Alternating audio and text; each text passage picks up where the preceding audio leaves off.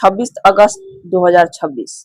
नेपाल के हिमालय इलाके में सुबह का समय था। लोग अपने रोजमर्रा के काम में लगे थे। कुछ लोग यात्रा कर रहे थे और कुछ पर्यटक और कुछ तीर्थयात्री तिब्बत की ओर जा रहे थे। लेकिन कुछ ही मिनटों में सब कुछ बदल गया। एक ऐसा पानी का सैलाब आया जिसने पुल, गाड़ियां, घर और पूरे इलाके को अपनी चपेट में ले लिया। सबसे डरावनी बात, लोगों को संभलने तक का मौका नहीं मिला।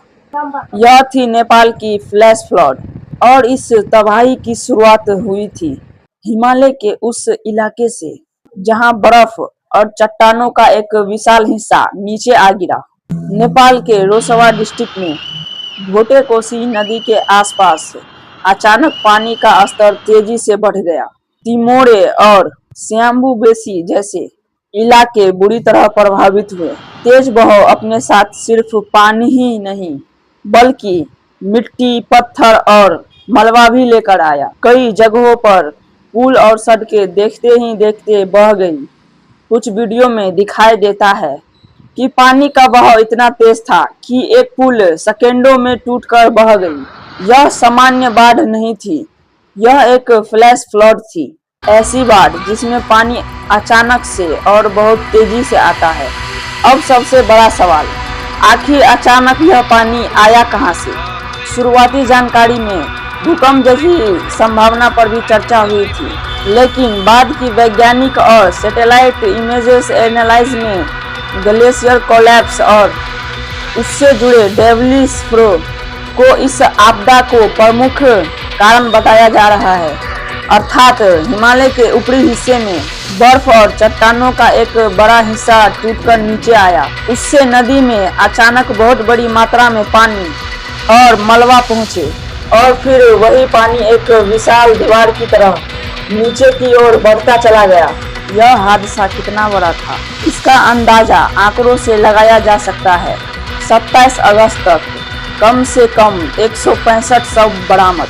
लेकिन सबसे चिंताजनक बात है, सैकड़ों से लेकर लगभग 1500 लोगों के लापता होने की रिपोर्ट। इनमें स्थानीय लोगों के साथ साथ बड़ी संख्या में पर्यटक और विदेशी नागरिक भी शामिल है। नेपाल की डिजास्टर अथॉरिटी के अनुसार 569 पर्यटकों के संपर्क में नहीं होने की रिपोर्ट भी सामने आई है।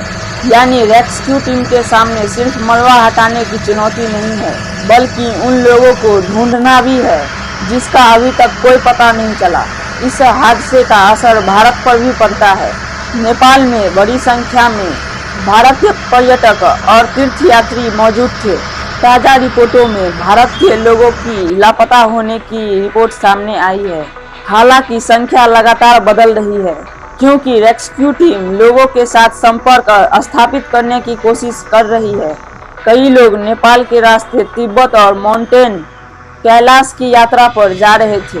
अचानक आई इस आपदा ने उनकी यात्रा को जिंदगी और मौत के जंग में बदल दिया। भोटे कोसी नदी का पानी आगे जाकर त्रिशूली नदी में जाकर मिलता है। इसी वजह से बाढ़ का असर सिर्फ सीमा के आसपास तक सीमित नहीं रहा, नीचे की ओर कई इलाकों में भी पानी और मलबे का असर देखा गया। रसुआ और नीवाकोट समेत कई क्षेत्रों में सड़कें, पुल और इंफ्रास्ट्रक्चर बुरी तरह प्रभावित हुए। कुछ जगहों पर पूरा संपर्क टूट गया और यही कारण है कि रेस्क्यू टीम को प्रभावित इलाकों तक पहुंचने में मुश्किल हो रही है।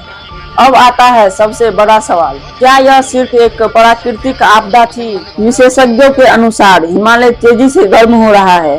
बढ़ते तापमान के कारण ग्लेशियर्स तेजी से पिघल रहे हैं और कई जगह बर्फ और पहाड़ी ढलानों की स्टेबिलिटी प्रभावित हो रही है। इसे ग्लेशियर्स कोलैप्स, लैंड स्लाइड और ग्लेशियर लेक आउट ऑफ घटनाओं का खतरा बढ़ सकता है। हालांकि किसी एक घटना को सिर्फ क्लाइमेट चेंज बताना सही नहीं होगा, लेकिन वैज्ञानिक यह जरूर मानते हैं कि वार्मिंग हिमालय में ऐसी आपदाओं के जोखिम को बढ़ा सकती है। अब नेपाल में सबसे बड़ी चुनौती है सर्च और रेस्क्यू। नेपाल की पुलिस और आर्मी हजारों पर्सनेल रेस्क्यू ऑपरेशन में लाए गए हैं। हेलीकॉप्टर के जरिए फंसे हुए लोगों को निकालने और जरूरत सामान पहुंचाने की कोशिश की जा रही है, लेकिन खराब मौसम, टूटी सड़कें, पहाड़ी ट्रेन और मलबा रेस्क्यू ऑपरेशन को और भी मुश्किल बना रही है। हर गुजरता घंटा बहुत ही महत्वपूर्ण है, क्योंकि कहीं न कहीं कोई व्यक्ति अभी भी मदद का इंतजार कर रहा हो सकता है। तो खतरा अभी खत्म हो गया?